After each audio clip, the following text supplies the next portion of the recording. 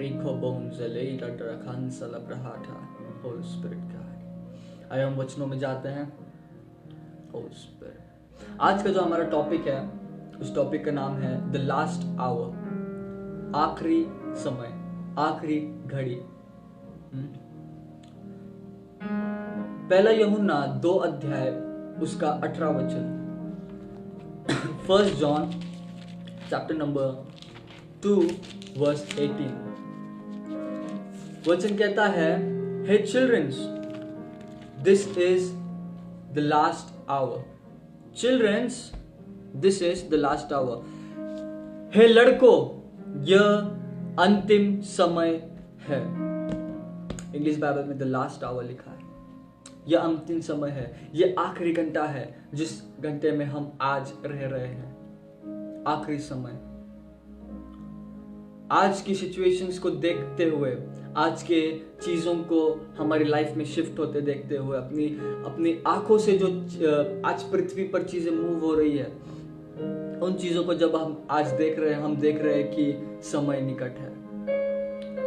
परमेश्वर का वचन कहता है प्रेरितों के काम 2 अध्याय उसके 17 वचन में कि अंत के दिनों में ऐसा होगा कि मैं अपना आत्मा हर मनुष्य पर उंडेलूंगा। तुम्हारे बेटे और तुम्हारी बेटियां भविष्यवाणियां करेगी, तुम्हारे जवान दर्शन देखेंगे और तुम्हारे पुरनिया स्वप्न को देखेगी। और आज इन चीजों को हम देख रहे हैं कि परमेश्वर हर मनुष्य पर उसका आत्मा उंडेल रहा है। लोगों के बेटे बेटियां भविष्यवाणियां कर रही है। ये प्रॉफिटिक जनरेशन है, प्रॉफिटिक अपोस्टलिक जनरेशन है। आज पूरे भारत देश में प्रॉफिट्स खड़े हो रहे हैं परमेश्वर के। परमेश्वर चुन रहा है। हम अंतिम दिन में आ चुके हैं और अंतिम दिन में हम उन कुंवारियों के समान ना रहे, क्योंकि हम दुल्हन हैं। यशाया 55 में कहता है वचन कि हम परमेश्वर की कौन है? हम परमेश्वर के दुल्हन हैं। हम परमेश्वर के, जो प्रकाशित वाक्य में कहता है वचन कि हम जब उठा लिए जाएंगे तब हम उसके साथ विवाह करेंगे। हमारा विवाह होगा। हम उसके साथ एक तन एक मन होकर रहेंगे, एक आत्मा होकर रहेंगे नए यरूशलेम में। एक नई पृथ्वी होगी, एक नया स्वर्ग होगा, एक नया आकाश होगा। सारी चीजें नई होगी। पर वचन कहता है, क्या तुम तैयार हो आज? क्या हम तैयार हैं आज उन चीजों को देखने के लिए, उन चीजों को समझने के लिए कि परमेश्वर ने आज हमारे लिए क्या रखा है? हमारी जिंदगी में बहुत सारी कठिनाइयां आती है, हमारी जिंदगी में दुख आते हैं, पर वो दुख ही ऐसी चीज होती है जो हमको एक नया रास्ता दिखाती है। वो दुख हमें एक लेसन की तरह एक हमको एक चुनौती लाती है हमारे जीवन में कि हम उस सिचुएशन को कैसे हैंडल कर सके।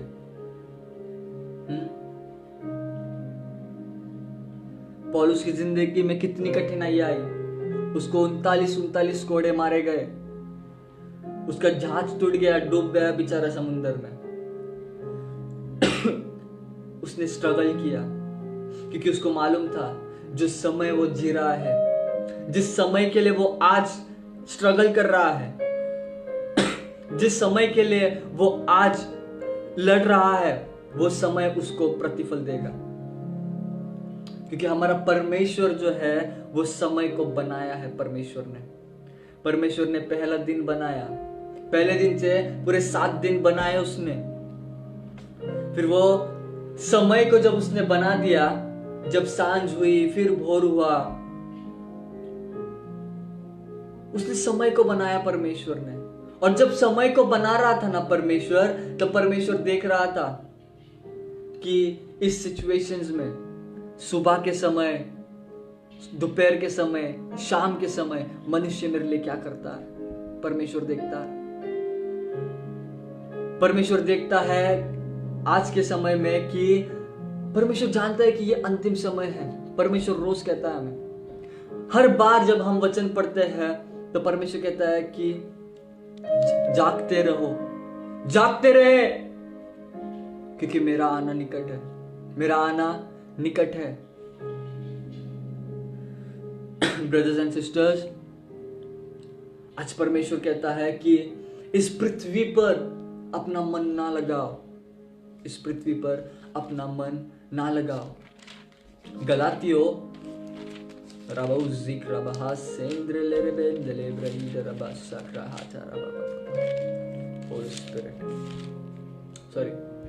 कुलुसियों 3 अध्याय उसका 2 वचन।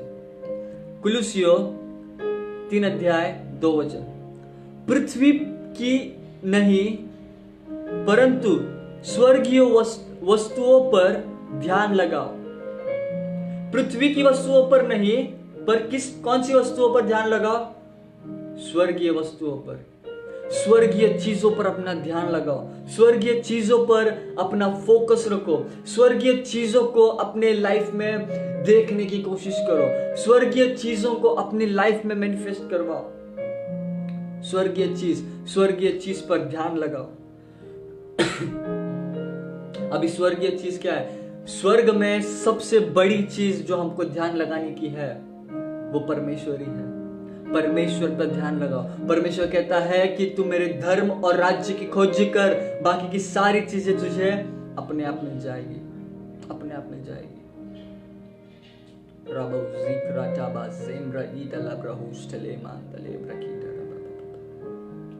बाकी की सारी चीजें तुम्हें अपने आप मिल जाएगी। तुम स्वर्ग की वस्तुओं पर ध्यान लगाओ, क्योंकि स्वर्ग जो है वो आज अनदेखा है हमारे लिए। स्वर्ग जो है आज वो हमारे लिए अनदेखा है। और कोरिन्थियों में वचन कहता है कि हम देखी हुई वस्तुओं पर नहीं, पर अनदेखी वस्तुओं पर विश्वास करते हैं। हम अनदेखी वस्तुओं पर विश्वास करते हैं। और आज जो चीजों पर हम विश्वास करते हैं वो अनदेखा समय, वो अनजान समय जो हमें नहीं पता, परमेश्वर के आने का समय हमें नहीं पता। उस दिन पर हम विश्वास करते हैं आज कि क्या, कि प्रभु आने वाला है। किसके लिए? हमें लेने के लिए, आपको लेने के लिए, मुझे लेने के लिए, कलीसिया को लेने के लिए। क्या आज आप तैयार हो?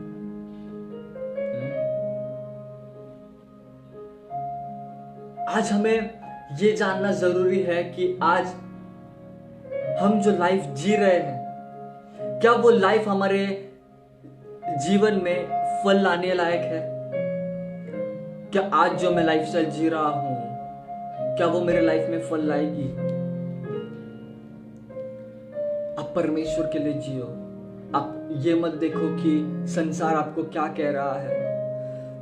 आप ये मत देखो कि संसार आपको किस जगह पर रख रहा है। आप इस चीज पर देखो कि परमेश्वर ने आपके लिए कौन सा स्थान रखा है।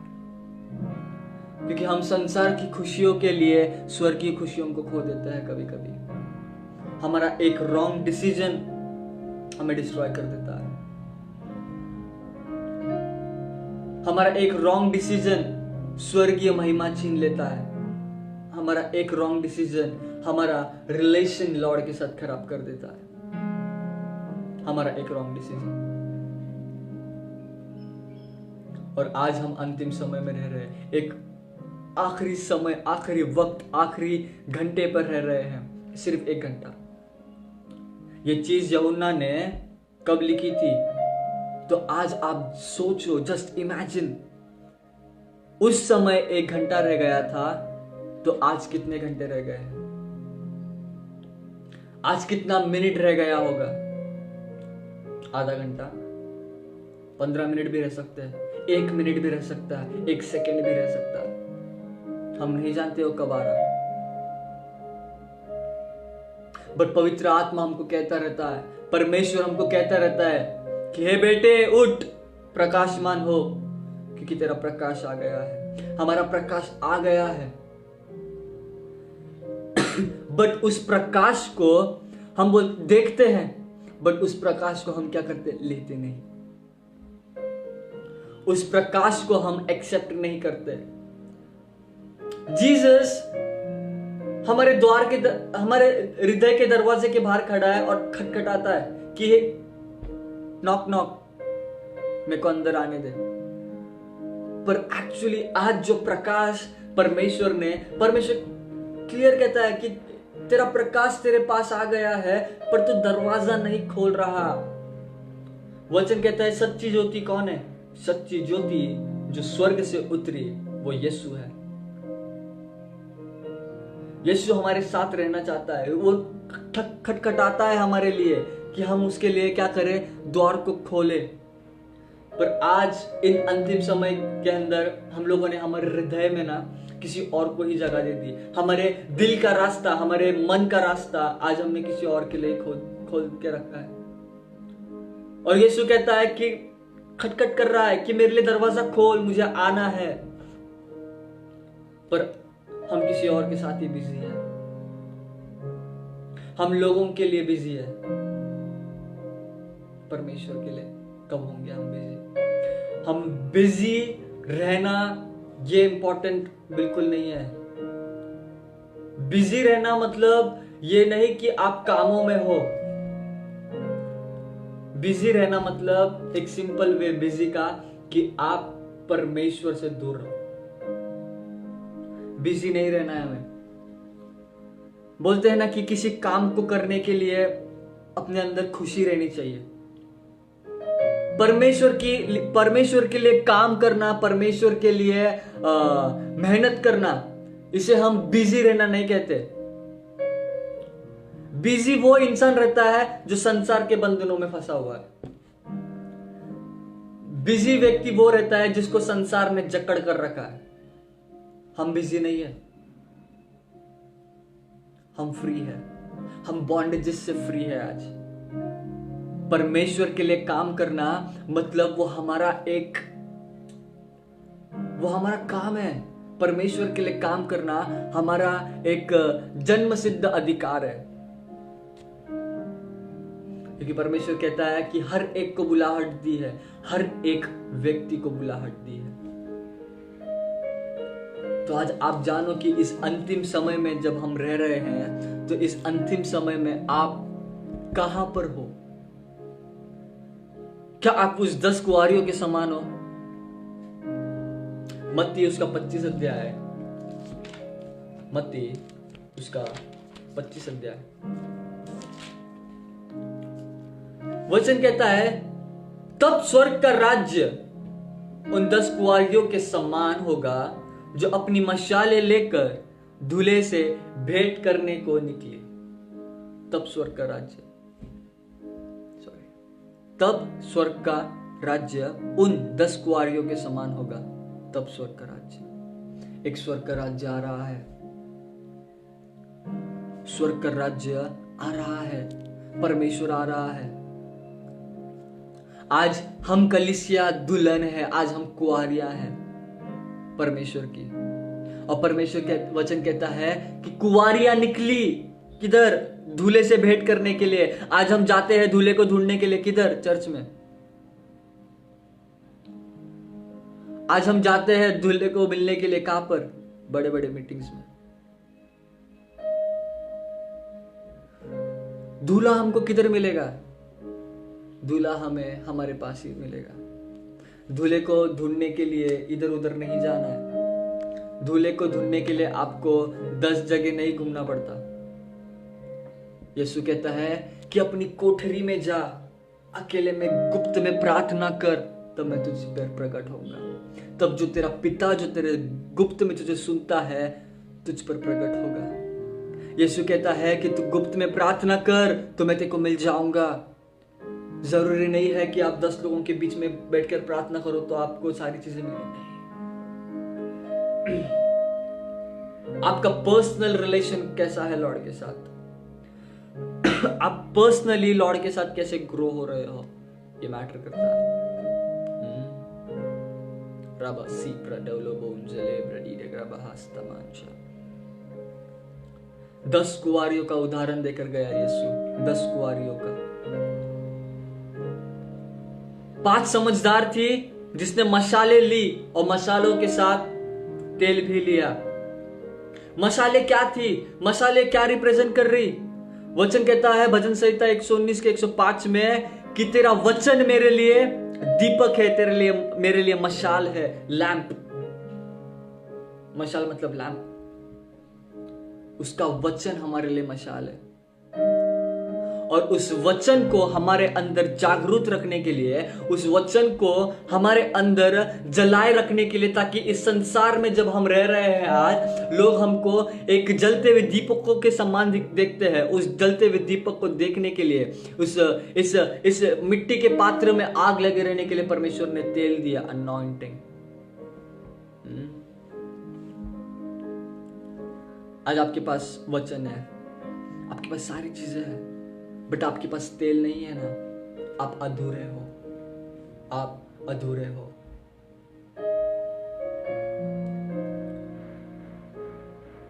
अंतिम समय में आपकी आत्मा जगी रहनी चाहिए। अगर आपकी आत्मा जागरूक नहीं है तो जिसके पास पवित्र आत्मा है, जिसके पास वचन है, जिसके पास अनॉइंटिंग है, जिसके पास पावर है, वो व्यक्ति कभी भी ना लोगों की बातों पर ध्यान नहीं देता, कभी भी नहीं। वो व्यक्ति कभी ये नहीं देखता कि वो किन चीजों में फंसा है। वो बोलता है कि देखा जाएगा, जो होगा सो होगा, परमेश्वर मेरे साथ है। एक अनॉइंटेड जो वचन को लेकर चलता है, जो अनॉइंटिंग को लेकर चलता है, जो परमेश्वर के सामर्थ्य को लेकर चलता है, वो व्यक्ति कभी कंफ्यूजन में नहीं जीता। अगर आज आपकी लाइफ में कंफ्यूजन है ना, तो आपकी लाइफ में कहीं ना कहीं कुछ चीजों की कमी है। वचन कहता है कि मेरे ज्ञान की कमी के कारण मेरी प्रजा नाश हो रही है। उसकी प्रजा, बोलता मेरी प्रजा नाश हो रही है। अन्य जाति की बात नहीं की उसने, इजरायलियों की बात करी, उसने हमारी ही बात करी। क्योंकि जब हम खुद सारी चीजों को जानकर वही चीज करेंगे ना, नाश की ओर जाएंगे। हाँ, पतरस कहता है, हम वचन पढ़ेंगे, पतरस बहुत बहुत अच्छी चीज कहता है, और वो ऐसी चीजों को बोलता है ना।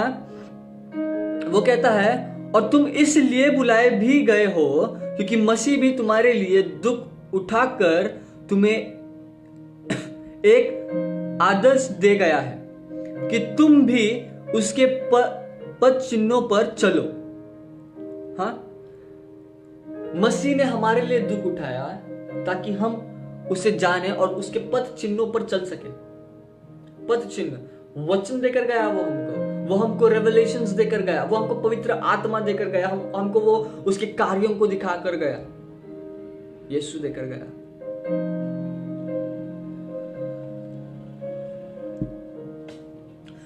हम सारी चीजों को देखते हैं, हम सारी चीजों को महसूस करते हैं, बट हम ये क्यों नहीं देखते कि आज जो मैं कर रहा हूं ये मेरी नजरों में तो ठीक लग रहा है, बट क्या ये परमेश्वर की नजर में ठीक है? मसीह के पद चिन्हों पर चले हम। मसीह का पद चिन्ह क्या था? हम्बलनेस के साथ तो वो था, बट वो लड़ना सीखा, वो लड़ता था। किस लिए पता है? क्योंकि मसीह को मालूम था, यीशु को मालूम था कि अगर मैं आज नहीं लड़ा ना तो मैं हार जाऊंगा। गत्समनी बाग में प्रार्थना कर रहा है परमेश्वर से। परमेश्वर कह रहा है कि परमेश्वर मेरी आत्मा तैयार है पर शरीर मेरा दुर्बल है। परमेश्वर मेरा शरीर मुझे मार गिरा रहा है, इसलिए कहता है कि पिता अगर हो सके तो ये प्याले को मुझसे दूर कर। बट वो फिर भी निडर रहा, वो लड़ा, क्योंकि उसको मालूम था अगर आज मैं हार गया ना खत्म हो जाएगा। जीसस आपको हम्बलनेस देता है, हम्बलनेस देता है, बट क्राइस्ट जो आपके अंदर है ना, क्राइस्ट आपको लड़ना सिखाता है। किसके लिए? परमेश्वर के लिए लड़ना सिखाता है। मसीह आपको अंदर से कॉन्फिडेंस देता है कि तू कर सकता है। जीसस आपको बोलता है कि बेटा जो तू कार्य कर रहा है उसको नम्रता से कर। मसीह कहता है तेरे हक के लिए तू लड़। जीसस ने हमको एक लाइफस्टाइल सिखाई कि क्या जब तुम शारीरिक हो, जब तुम शरीर में हो और आत्मिक भी हो, तुम आत्मिकता में चलते हुए नम्रता को लेकर चलो। वचन कहता है कि मूसा पूरे पृथ्वी पर सबसे ज्यादा नम्र व्यक्ति था। भविष्यवक्ता था वो, प्रॉफिट था वो, पर फिर भी वो नम्र था। जीसस आपको हम्बलनेस बताएगा कि आप हम्बलनेस के साथ चलो। हमें हम्बलनेस के साथ चलकर मसीह के लिए लड़ना भी है। परमेश्वर क्यों बोलता है कि हम्बल रहो? क्योंकि आत्मा के फल है। गलातियों 5 अध्याय में आत्माओं के फल लिखे कि आत्मा के फल क्या है? प्रेम करना सिखा कर गया यीशु। क्या बोलता? एक दूसरे से प्रेम रखो। प्रेम आत्मा का फल है। यह दिखाता है कि आप मसीह के फल हो। प्रेम दिखाता है कि आप मसीह के फल हो। आपकी नम्रता दिखाती है कि आप मसीह के फल हो। मसीह आपको कॉन्फिडेंस देता है किस चीज के लिए? लड़ने के लिए, आत्मिक युद्ध लड़ने के लिए। शारीरिक युद्ध लड़ने नहीं, आत्मिक युद्ध। और जीसस आपको कॉन्फिडेंस देता है शरीर से लड़ने के लिए, हम्बलनेस के साथ डील करने के लिए, हम्बलनेस के साथ लड़ने के लिए। मसीह यीशु बोलता है। इसलिए ना, जीसस क्राइस्ट, यीशु मसीह, कुछ पाने के लिए हमें कुछ खोना पड़ता है ना। यीशु कहता है कि मैंने अपने आप को तुझे दे दिया। क्या? मैंने अपने आप को तुझे दे दिया, अब तू क्या खोएगा? वो उसने हमारे लिए उसकी महिमा खोई। उसने हमारे लिए स्वर्ग छोड़कर आया। तो आज हम क्या खो सकते हैं? हम कुछ नहीं खो सकते आज। परमेश्वर कहता है कि जो तेरे अंदर है वो इस संसार से बड़ा है। जो तेरे अंदर है, जो आपके अंदर है, जो मेरे अंदर है, इस संसार से बड़ा है।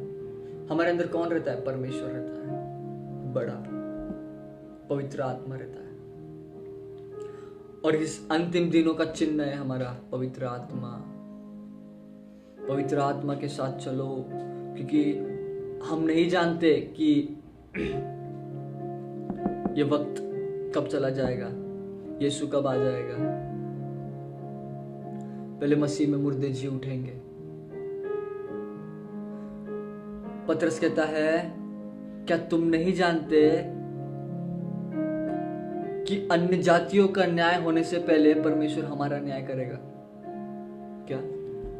परमेश्वर पहले आपको पूछेगा, तू विश्वासी था ना?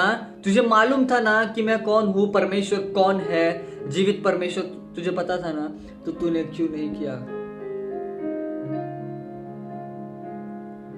अगर आप अपनी लाइफस्टाइल ही को नहीं संभाल सकते तो आप कैसे? अगर आप अपने घर को नहीं संभाल सकते तो आप कलीसिया को कैसे संभालोगे? अगर आप खुद को ही नहीं जान पाए तो आप दूसरे को कैसे बता सकते हो कि वो कौन है ना? अंतिम समय है ये, और अंतिम समय में हमें लड़ना है। लोगों से नहीं, शैतान से लड़ना है, अंधकार की आत्माओं से लड़ना है, अंधकार के हाकिमों से लड़ना है। हमारा मल्ल युद्ध है मांस और शरीर से नहीं, आत्माओं से है। समझदार बनो, बुद्धि के साथ चलो, नॉलेज के साथ, विजडम के साथ, अंडरस्टैंडिंग के साथ। क्योंकि जो 5 कुंवारियां थी, जो समझदार थी, उन्होंने अपने कुप्पियों में तेल भी लिया था। उन्होंने कुप्पियों में अपना तेल भी लिया था। और पता है क्या हुआ? 10 कुंवारियां, पूरी 10 कुंवारियां सो गई। समझदार थी वो भी सो गई, और जो मूर्ख थी वो भी सो गई। फिर शोर होता है, फिर नरसिंगे फूकने की आवाज आती है, और शोर होता है कि दूल्हा आ गया है, दूल्हा आ गया है। फिर वो अपनी मसाले जलाती है। फिर जो मूर्ख होती है ना, वो समझदारों के पास आती है, बोलती है हमारा तेल खत्म हो गया, हमारे पास तेल नहीं है।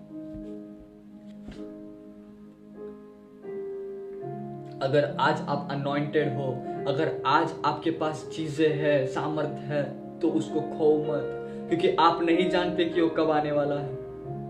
आपका एक रॉन्ग डिसीजन सब खत्म हो जाएगा, आप लाइफ में कुछ नहीं कर पाओगे। फिर आप नहीं देख पाओगे कि आप कहां पर स्टैंड करते हो आज। आप ये नहीं जान पाओगे कि आप आज चीजों से कैसे डील करो, क्योंकि अनॉइंटिंग आपको फोकस देता है, अनॉइंटिंग आपको एबिलिटी देता है। अगर आपके पास अनॉइंटिंग है, आप लूज कर दोगे, आप सब कुछ लूज कर दोगे। असीम धन है अनॉइंटिंग। परमेश्वर जो सामर्थ्य देता है वो हमारे लिए एक असीम धन है। हाँ, असीम धन जो इस मिट्टी के पात्र के अंदर परमेश्वर ने डाल कर रखा है। तो इस मिट्टी के पात्र में छेद ना हो जाए, ये मिट्टी का पात्र टूट ना जाए, इसकी जिम्मेदारी आपकी होती है। क्योंकि नए मिट्टी के बर्तन में पुराना दाखरस नहीं डाला जाता, और पुराने दाखरस के अंदर नया दाखरस मिलाया नहीं जाता। अगर आप चीजों को खो रहे हो तो परमेश्वर आपको पूछेगा कि बेटा तेरे को मैंने दिया था ना, उसका पहले क्या किया तूने? क्या बोलोगे आप लॉर्ड को?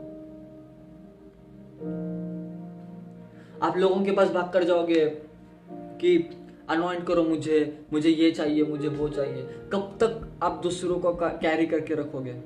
आपका किधर है? अंतिम समय में यही जरूरी है कि हम विश्वास योग्यता के साथ परमेश्वर के साथ चले, एक रिलेशन बिल्ड करके परमेश्वर के साथ में चले। क्योंकि अगर हमारे पास अगर हम किसी के साथ रिश्ता रखते हैं तो हम ये हो जाते हैं कि यार मैंने आज इससे बात नहीं करी, हमारा मन बेचैन सा हो जाता है। तो सोचो, जिस परमेश्वर ने आपको अपने हाथों से रचाया, आप उसी के पास नहीं जाओगे तो उसको कितना बुरा लगता होगा। अगर आपके आज लव वंस, आपके दोस्त, आपकी फैमिली मेंबर्स अगर आज आपसे बात ना करें तो आपको कितना दुख होता है कि यार आज मैंने इससे बात नहीं करी, ये मेरे से बात नहीं कर रहा।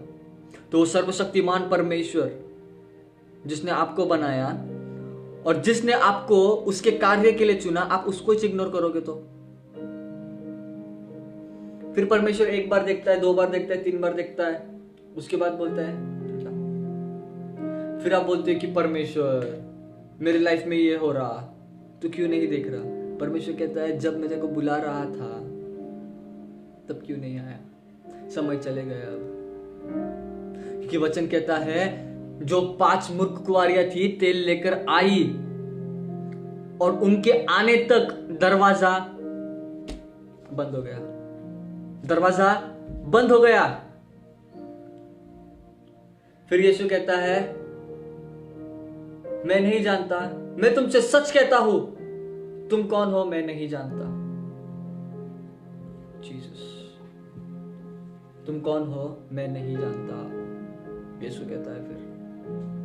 इसलिए आज आपके पास समय है, इस समय को खो मत, क्योंकि एक एक मिनट, एक एक सेकंड हमारे लिए इंपॉर्टेंट है। क्योंकि आज हम अंतिम दिनों में रह रहे हैं और आज हमको ये जानना जरूरी है कि परमेश्वर आज हमारे लिए क्या चाह रहा है।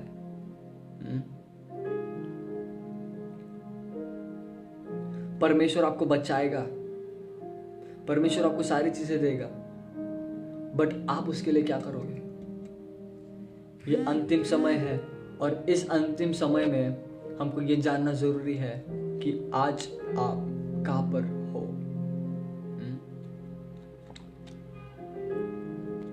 अपने आप को जानो, तराशो, परमेश्वर को बोलो कि परमेश्वर मुझे उस सोने की भट्टी में डालकर ना मुझे तपा, मेरे को बना। क्योंकि जब हमारे शरीर पर चोटें लगती है ना तब हम स्ट्रांग बनते हैं। और ये अंतिम समय में ऐसे बहुत से लोग आते हैं अपने लाइफ में जो हमको गिराने के लिए कुछ भी करते हैं।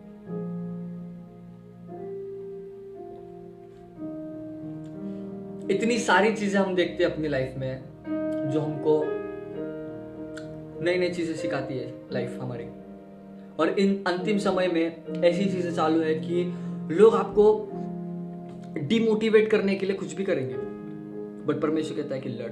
किसके लिए? परमेश्वर के लिए। आत्मिकता में लड़ना है आपको, शारीरिकता में आपको जीसस के जैसे रहना है कि आपको हम्बली लोगों के साथ बातें करना है, हम्बली डील करना है, नम्रता के साथ डील करना है, बट आत्मिक तौर से मसीह की तरह कॉन्फिडेंटली लड़ना है। मनुष्य से नहीं, उस जन से लड़ना है, उस आत्मा से लड़ना है, उस दुष्ट आत्मा से लड़ना है जो उसके जरिए आपको गिराने की कोशिश कर रही है।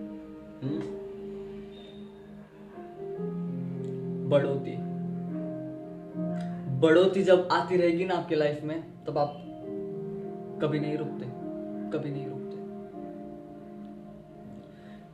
प्रोफेटिक एक ऐसी चीज है जो आपके लिए लड़ता है। हाँ, प्रोफेटिक आपके लिए लड़ता है। जब आप जानते हो ना एक प्रोफेटिक चीजों को, तो प्रोफेटिक के लिए जब आप लड़ते हो तो प्रोफेटिक भी आपके लिए लड़ता है। आप परमेश्वर के लिए लड़ते हो ना, तो परमेश्वर भी आपके लिए लड़ता है।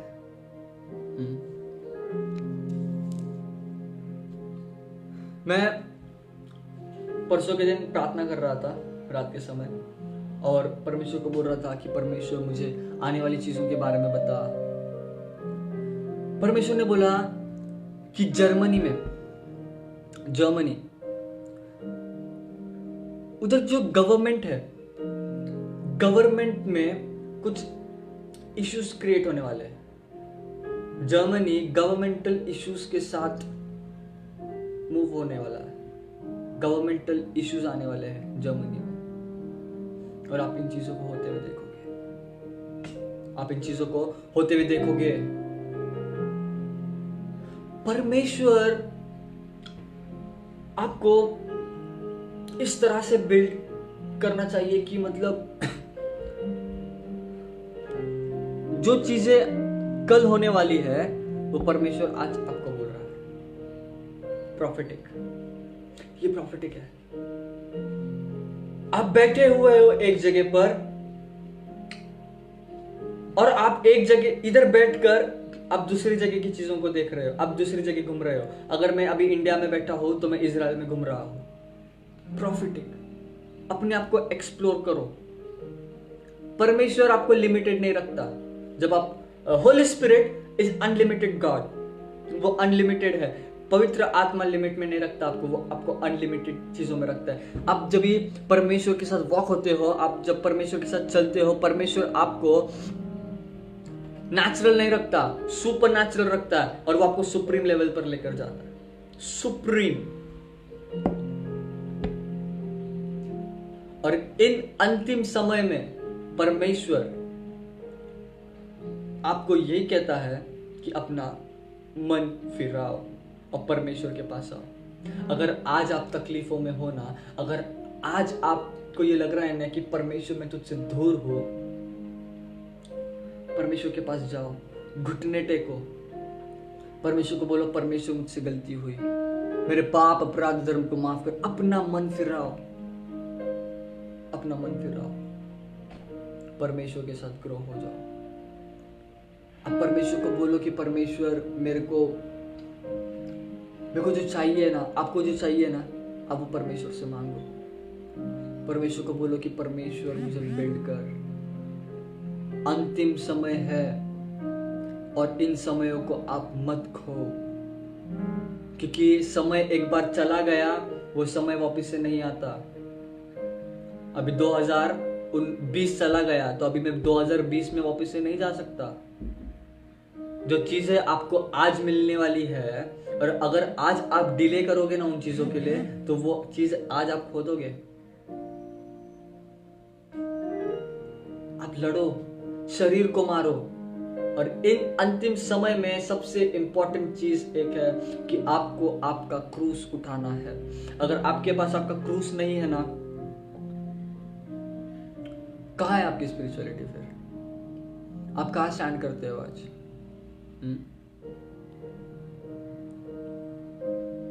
अपना क्रूस उठाओ, लड़ो, अपने शरीर को मारो।